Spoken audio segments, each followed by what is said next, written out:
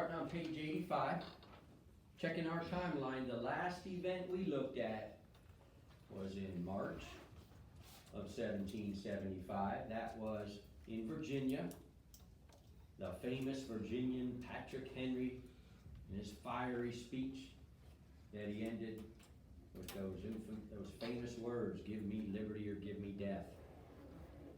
Not content to let England become a tyrant over us colonists. We are demanding our equal rights as Englishmen. We're not going to be treated as second-class Englishmen. If you also remember, during that speech, he made a prediction. He said, the next time we get news from Boston, the war will have started.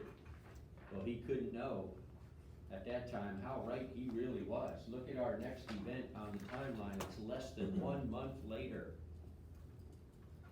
We call this the April morning, the morning of April 19th, 1775.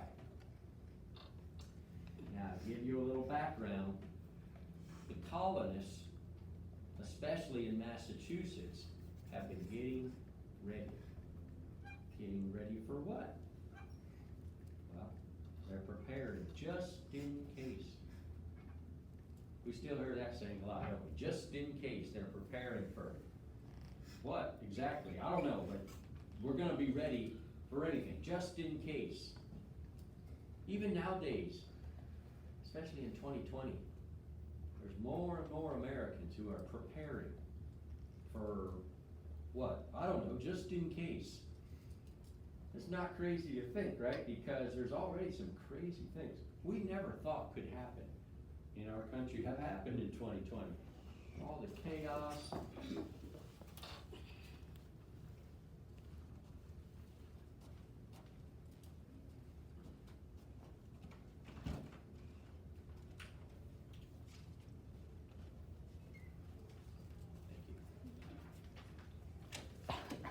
All the chaos going on in our country, the unrest, the violence, the division. We got an election coming up and people are very heated about that.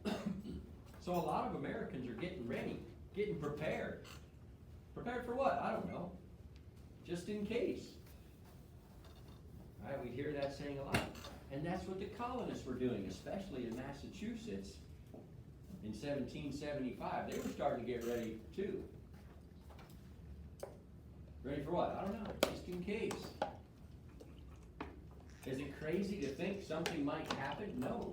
Here, look at what has happened in the last decade. All those things that we've been talking about on our timeline. These crazy laws and taxes, and protests, and even some violence, right? The Boston Massacre.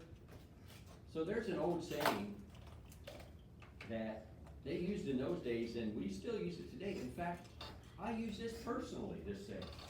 There's a saying that goes like this. It's better to have something and not need it than to need that thing and not have it. There's a lot of wisdom in that when you think about it. So sometimes when I'm getting myself, my family ready for whatever, just in case, my friends, even my family will laugh at me and giggle a little bit and say, what are you doing? What do you need that for? Well, I don't know. Just in case.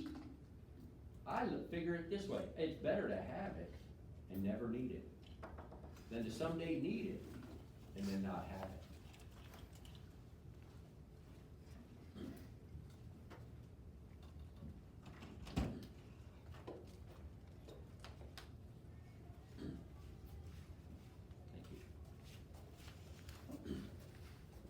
Well, that's what the colonists were doing.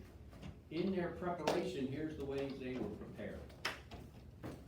The militia, we remember what that means, right? A bunch of volunteers, a bunch of farmers with guns, right? The militia started taking their practice, their drills, a little bit more seriously than normal. All right, before, they would show up maybe once a month, get together and do their practice and drills, and they just goof off. But lately, with all those crazy things happening, they decided, well, they better start taking practice seriously. They better be ready, just in case. Just in case what? I don't know. But just in case. we need to be ready. The militia in Massachusetts had a name. What do we call them in history? What they call themselves in those days? Kateri? Minutemen. Which means, of course, they had to be ready to go, ready to spring into action at a moment's notice. You never know. In that crazy time period, what could happen? Had to be ready at a moment's notice. So the militia were called the Minutemen in Massachusetts. So one way they're preparing is to be ready to go. Another way they were preparing is in Concord. I don't know if you can see it. I put a little map up here. I should be a map maker. Concord's a little town outside of Boston, and the colonists have been hiding, stockpiling weapons and ammunition in Concord. What for? Well, just in case. Was it crazy to think that they might need weapons and ammunition? Patrick Henry didn't think so, right? Well, some of the Minutemen, they don't think it's crazy either.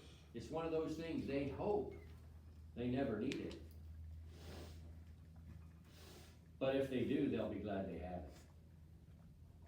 They don't want to be in a situation where they do need it and then they didn't have it. So they were stockpiling weapons and ammunition in Concord. Well, someone in the British Army found out that the colonists were stockpiling weapons in Concord. So the British general, Thomas Gage, in Boston, decided to take some British soldiers and march all the way from Boston to Concord. Now, there's only one road from Boston to Concord. It's a full day's march. But in between, on the way, you have to go by the little town of Lexington, another little Massachusetts town. So our story is going to start with the Minutemen of Lexington. So in the middle of the night, on April 18th, in the middle of the night, Thomas Gage takes about 700 British soldiers, still dark out, still nighttime, and they start marching toward Concord from Boston. Well, some colonial spies who have been keeping an eye on the British Army need to spread the word. So there were 3 men who spread out. They divided up all the little towns and villages in Massachusetts, and they spread out, riding around on horseback, warning everybody in Massachusetts, all the Minutemen, that the British are coming. The British are coming. They're headed to Concord. Give me a name of one of those 3 men. Maddox? Paul Revere. Yeah, Paul Revere. He's the most famous one. I think there's a William Dawes and a Samuel Prescott, or the other 2, but the famous one is Paul Revere. I'll be honest with you, the reason he's famous is because many years later, in the 1800s, the great American poet Henry Wadsworth Longfellow wrote a famous poem called The Midnight Ride of Paul Revere. Now, why did he choose Paul Revere for his poem? Because Revere rhymes with fear, which was one of the lines in his poem. So you know poems are supposed to rhyme, so he's the one that's famous. But all 3 of them did it. They all rode out into the countryside, so imagine you're one of the Minutemen in Lexington, and some middle of the night, somebody gallops into your town and starts screaming at the top of their lungs, "The British are coming, the British are coming." Can you imagine that? You wake up startled, what in the world? Oh yeah, I'm a Minuteman. All right, well, we decided what we would do if this happens, right? Gotta be ready at a moment's notice, so you get out of bed, still dark, middle of the night. Get dressed. Your gun's ready, you know, have it propped by the door or whatever, because you're a Minuteman. So on the way out the door, grab your gun and go meet at the agreed upon meeting spot. See, in Lexington, the Minutemen decided if anything ever happens, if we ever get a call to arms, we're all gonna meet outside the town hall building in Lexington, where all the town meetings would take place. And next to that, there's a big grassy area. They just called it the Greens. the Lexington Greens, and that patch of grass happened to be right alongside the road that led from Boston to Concord. So these Minutemen, one by one, leaving their homes, gathering up in the dark, middle of the night, on the Lexington Greens. They range in age from your age to my age. Very, very young men, if their dads would let them be Minutemen, part of the militia, to old guys like me. In total, there's about 70 of them in Lexington, and they all meet at the Village Greens. And I could just hear them talking. What are we doing out here? It's cold out here. They're turning the collars up on their coat because it's still spring in Boston, and chilly, especially in the morning. So they're kind of shivering. Why are we out here? Well, the British are coming, and by that time they knew they're headed to Concord to get all those weapons that we hid. Can't hear them talking that, well, what are we supposed to do about it? What are we gonna stop them? Now that's ridiculous, right? We got 70 Minutemen, and there's 700 British soldiers coming. They knew they can't stop them. They said, no, we're not gonna stop them. Here's the plan. They can't get to Concord without walking right next to our yard here. So what we'll do is we'll line up in the grass in a battle formation, just like we practiced, and it'll send a message to the British Army, and hopefully that message will get all the way to King George III. We're not gonna start a fight, we're not gonna fight with them, we're not looking for a war, we're just sending a message. We're gonna let them know that us colonists are sick and tired of being treated as second-class Englishmen, that we are willing to fight for our freedoms. They'll see that. We don't have to fight, we'll just send a message that we're willing to fight if necessary. And eventually that message will get back to King George III, and hopefully things will go better from there. That's the plan. That's obviously not how it's gonna go. So as we get closer and closer to dawn, they're kind of kill the time waiting till the British arrive. Somebody had some talent with music, they started playing a tune. The pastor of Lexington, who happened to be a Minuteman too, started leading them and singing some hymns just to pass the time, give them some encouragement. Pretty soon the eastern sky started to turn a little lighter. It's almost sun up. And then somebody says, quiet, hey wait, I think I hear them. And way off in the distance they could hear the thumps of the British soldiers' footprints on the road. 700 of them. You can't see them yet, but they could hear them. And then as soon as the sun rise, they could see the sun on the eastern horizon. Here they come, over the hill. Here comes the British Army. First, there's General Gage and all his officers on horseback. And then the little band playing their drums. And then the 700 infantry soldiers. Pretty impressive sight. Alright, so the Minutemen get in formation. What that would have looked like is they're gonna go shoulder to shoulder, keep the lines tight, stand right next to each other, shoulder to shoulder, and they'll make two lines. So the second line, of course, you don't want to be single file right behind somebody, right? So one head would be here, one head would be here, kind of behind me if I was in the front row. These guys are in the back row, kind of staggered. Two rows, that's a battle formation. So the Minutemen are like, all right, it's time. Here they are, let's get, line up, everybody in their spots. All right, so they get in their spots, and here comes the British Army marching by, and General Gage looks at these Minutemen standing in the grass and asks his other officers, who are these clowns? What are they doing? And his officers say, probably the local militia, sir. Doesn't matter to us. Our objective, our mission is to go to Concord and get those weapons they've been hiding. We can just ignore these guys here in Lexington. They can't stop us. I don't know what they're doing, some kind of protest. That would have been gone right along with the Minutemen's plan. That's what they were hoping would happen. Message sent. But Thomas Gage, the British general, is too proud and arrogant, and he does not like them defying his authority. So he gives an order for his army to stop.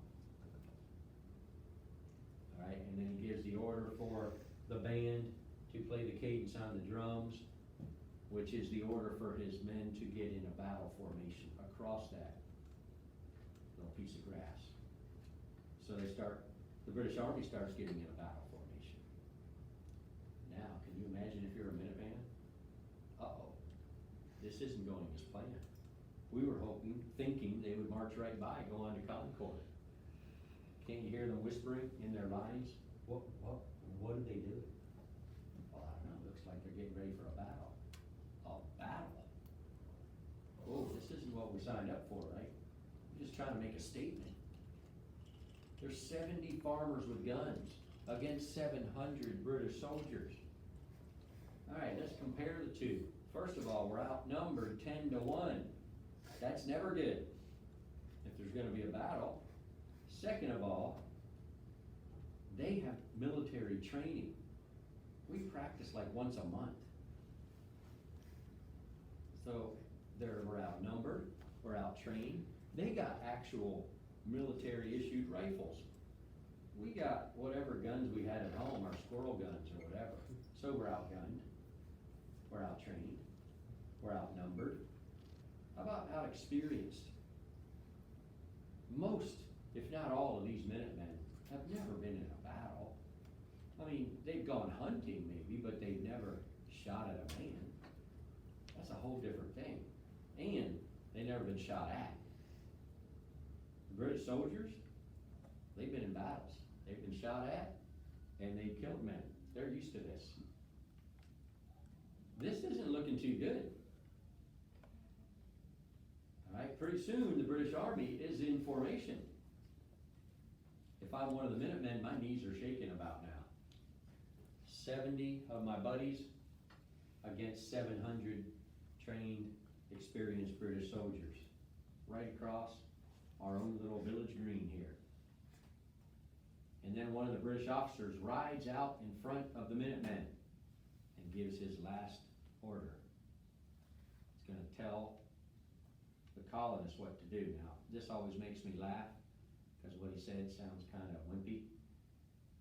But he said, talking to the Minutemen, "Disperse, ye villains." I'm sorry, if you're trying to sound tough, you gotta do better than that. He's basically saying, break it up, get out of here, go back home. Well, I would have maybe been in the mood to do just that if I'm a Minuteman. My knees are shaking, I'm swallowing hard, but their commander, the Minutemen's commanders, walking behind their lines, whispering in their ears, giving them encouragement. And he says things like, don't panic, stand your ground. If they aim to have a fight, let it begin here. Gulp. What are you talking about, fight? 70 against 700? But they stood their ground. Then the British general, Thomas Gage, gave the order for his soldiers to attach their bayonets to the end of their rifle. You know, those sword-like things that go on the end of those old-fashioned rifles, which meant they're getting ready to charge. I don't know about you, but I'm really getting nervous. And then both armies, if you can call the Minutemen an army, they're just yards apart on this field. Both of them ready to go, staring each other down for probably a few minutes. Something's got to give. What happens next? We're not quite sure. It's one of the mysteries of history. All we know for sure is that a single shot rang out. One shot was fired. Now, who fired that first shot? We call this shot in history the shot heard round the world. I'll explain why at the end of the lesson. But who fired this shot? Well, there's only a few possibilities, right? Could have been one of the British soldiers, but that's very unlikely because they were very well trained and disciplined, and they will not fire a shot unless they're given the order. So that's probably not what happened. A more likely possibility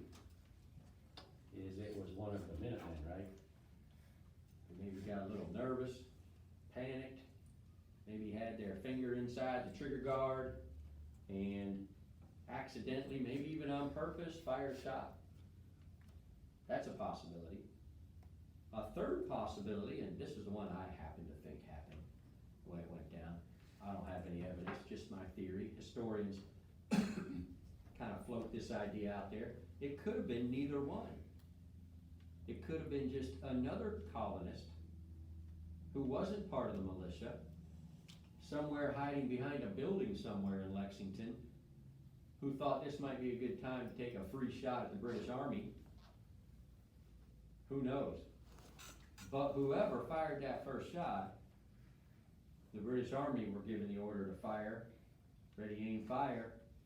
I'm sure some of the militiamen, some of the Minutemen might have returned fire, but we got 70 rifles pointed one way, 700 the other way.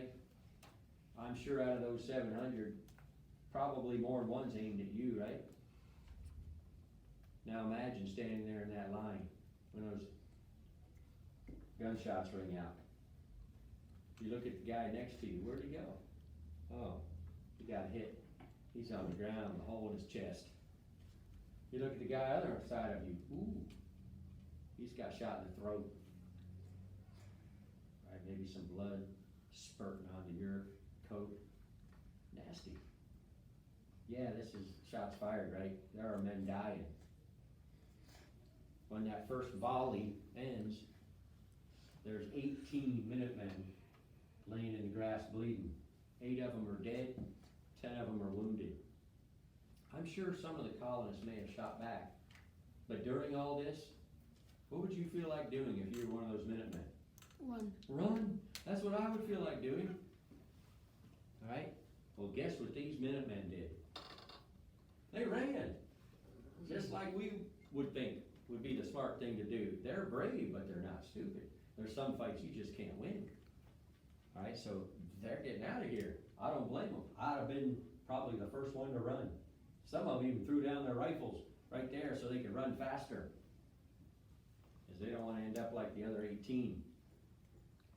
All right, so that ends that little skirmish in Lexington. The British General Thomas Gage gets his men back up on the road, kind of says, there you go. Took care of those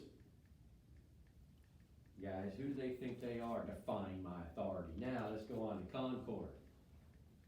Yeah, he doesn't know what he just started. Word spread, not just to Lexington, not just to Concord, all over Massachusetts.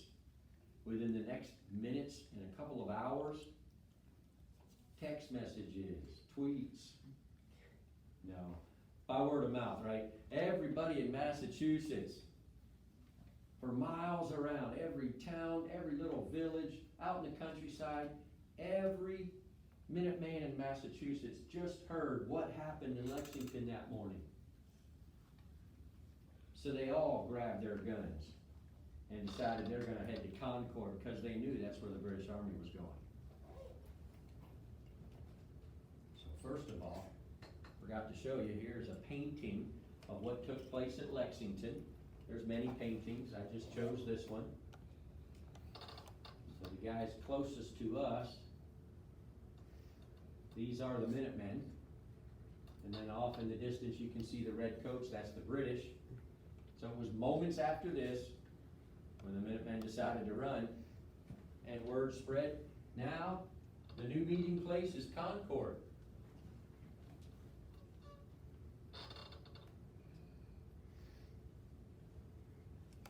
Hundreds and hundreds of Minutemen from all over Massachusetts all show up at Concord with their guns. And now that the fighting started, they decided Britain wants a fight. We'll give them a fight today. They decided to start fighting back. This is completely different than anything that's happened before this day. Right? This isn't protesting. No taxation without representation. This isn't boycotting, refusing to buy things and pay a tax. This isn't even the vandalism like the Boston Tea Party. This isn't even like the violence of the Boston Massacre, where those British soldiers were acting in self-defense. This is an actual battle. The British Army fought against the local militia, the Minutemen. Our own army, their own country, remember, we're proud, loyal Englishmen. And our own country just fought a battle against us at Lexington. All right, if it's a fight they won, it's a fight they'll get. That's what all these Massachusetts Minutemen were thinking when they got to Concord. So in Concord, there's a bridge, a narrow bridge, and you can only take so many soldiers across at a time. So they decided, the Minutemen decided that would be a good place to ambush them. So from both sides, from every side, the Minutemen started shooting at those bright red coats on the road and on the bridge. Right, and the British soldiers are being hit from both and every side. And they can't even see all the time who's shooting at them. They're not used to this kind of battle, right? Remember how they were fought battles on an open field in an orderly fashion? Well, this is not what that is, so the British soldiers don't know what to do. Well, the Minutemen know what to do. They're gonna keep harassing the British Army for the rest of the day. General Gage changes plans. He says, you know what, forget that stockpile of weapons in Concord. We need to turn around and go home. All right, so he turns his army around. It's been a whole day's march. Now they got another whole, they got still the rest of the day. They got to march to get back to Boston. It's gonna be a long day for the British Army because the colonists didn't stop in Concord. Remember, rifles in those days fired a single shot, then you have to reload.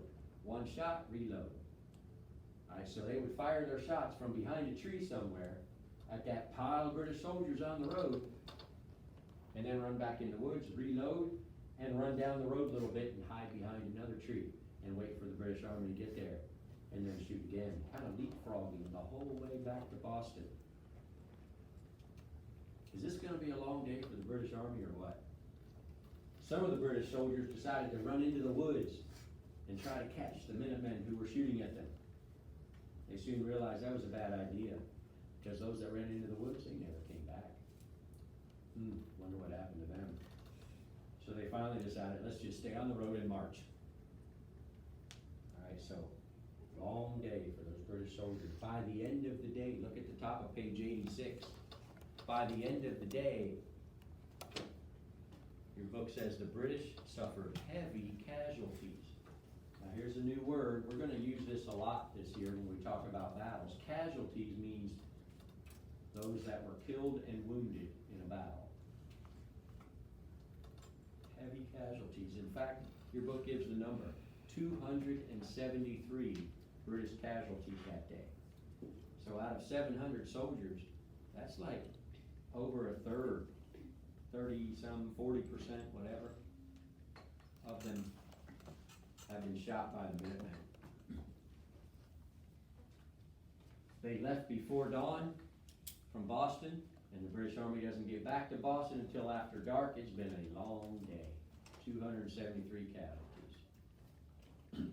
Now, it's been a long day for the Minutemen, but I would call this a victory for them, wouldn't you? Now, some of them might be wounded. Some of the Minutemen also were killed or wounded or lost their lives. So even though you might have a heavy heart that day if you're a Minuteman, there was also some high fives by the end of the day. Think of what they had just done. They had stood up against the most powerful military in the world. Not the 13 colonies didn't stand up against Britain. Just little old Massachusetts all by itself stood up against the British Army, the most powerful military in the world, and won, at least on that day, right? That's April 19th, we call that April morning. April 19th, 1775. The shot heard round the world. The little skirmishes at Lexington and Concord. Here's why it's called the shot heard round the world. Obviously not because it was so loud, right? That's not why. It's because of the significance to world history.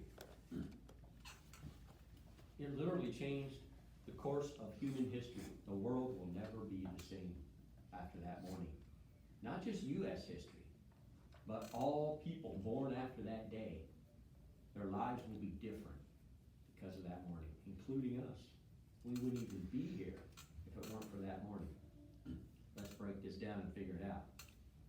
Obviously, this isn't gonna be the last battle, right? I think you know that. This is the first battle of what we call the American Revolution, or our War for Independence, whatever we wanna title it. I like it to be called the War for Independence, but either one is correct. And of course, I think you know, by the end of this war, we're gonna win. We're gonna pull off the impossible. Talk about God's providence, but it's gonna end up a bunch of farmers with guns somehow miraculously actually defeat the most powerful military in the world. And as a result, we are no longer part of England, but we become our very own country called the United States of America. One nation under God. And what's that country gonna go on to do over the next century, several centuries? Well, let's see. We're gonna send missionaries to every corner of the world to tell people the gospel, the good news of Jesus. Remember, everybody's destiny is one of two places for eternity. It was America that sent more missionaries than any other country. Because of our freedoms, we're gonna generate more wealth and prosperity than any other country in the history of the world. And with that wealth and prosperity that we have as Americans, we're gonna be enormously generous, way more generous than any other country. There's the second place country that donates to suffering people around the world, even today. When there's a tragedy or a natural disaster, America sends many times more aid and money to hurting people. The second place country is way behind by billions and billions, hundreds of billions. We're by far the most generous nation. All right, when it comes to the military, we become, eventually, through time, we're gonna become the world's military superpower after World War II. And we use that powerful military to save the world from tyranny. Time after time. All right, in other words, the United States is going to become the greatest force for good ever on the planet. Now, what if that shot heard around the world had never been fired? Well, if that shot was never fired, then there had never been no first battle at Lexington and Concord. Without a first battle, there's not going to be a war. And without the war, there would have been no United States of America. We would have stayed part of England. And without any United States, who's going to send all those missionaries? Wouldn't have happened. Who's going to send all that, generate that wealth and help people in need? Wouldn't have happened. Who's going to save the world from tyranny multiple times? Wouldn't have happened. So let's just take one thing that you've learned about in world history. Once upon a time, there was a man named Adolf Hitler, right? You know that. What was his goal? He wanted to take over the world and rule it as a tyrant, take away everyone in the world's freedom. And he could have done it. He almost did it. Came this close to doing it. There's one thing that stopped him: the United States of America. Well, what if we hadn't been here? Because that shot would have never been fired. Well, then we wouldn't be here. Right? We wouldn't even be here. There'd be no America. If we were here, we'd be speaking German and saying Hail Hitler and have no freedoms. I don't know how it would have turned out. Who knows how it would have turned out? That's the point. That's why we call it the shot heard around the world. It changed the course, not just of American history, but human history. Very important day, not just for our story, but for the story of the world. That April morning, April 19th, 1775, Lexington and Concord. Shot heard around the world. Another remarkable thing happened by the end of that day. Leading up to that day, even after all those crazy taxes and everything, we always thought of ourselves as Englishmen. We're loyal Englishmen. We're proud Englishmen. We don't like being treated as second-class Englishmen, but we saw ourselves as Englishmen. By the end of that day, thinking had changed a little. The colonists, especially in Massachusetts, started seeing themselves for the first time as Americans. A complete shift in how they viewed themselves. questions on Lexington and Concord? You understand why it's a shot heard around the world?